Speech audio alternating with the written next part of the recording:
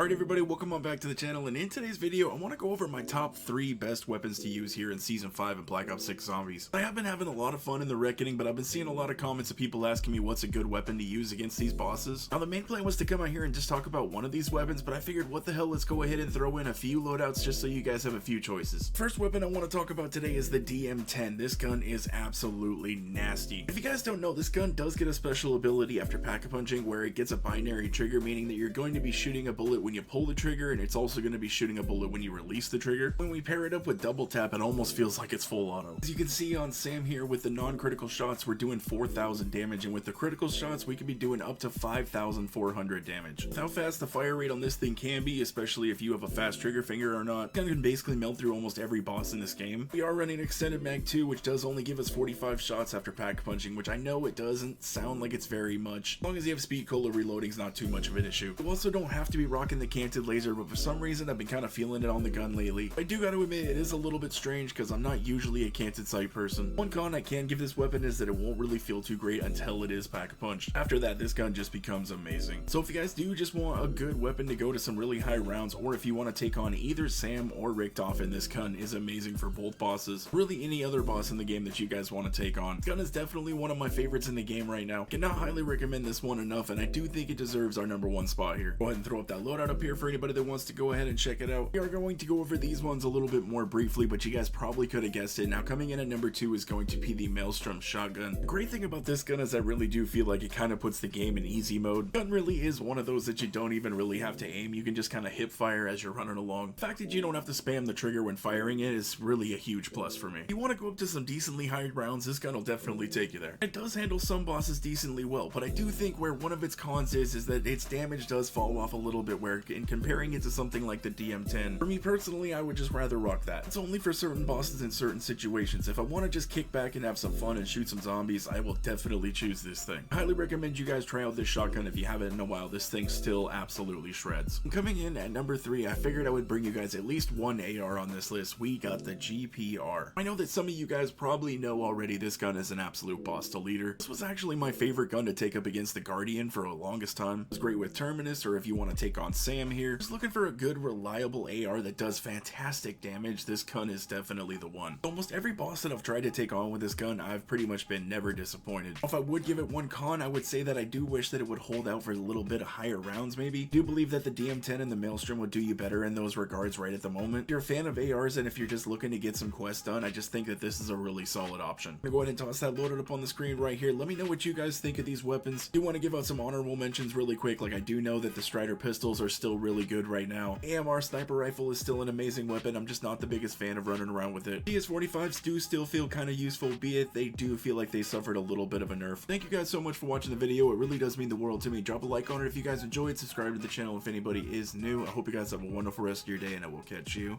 in the next one.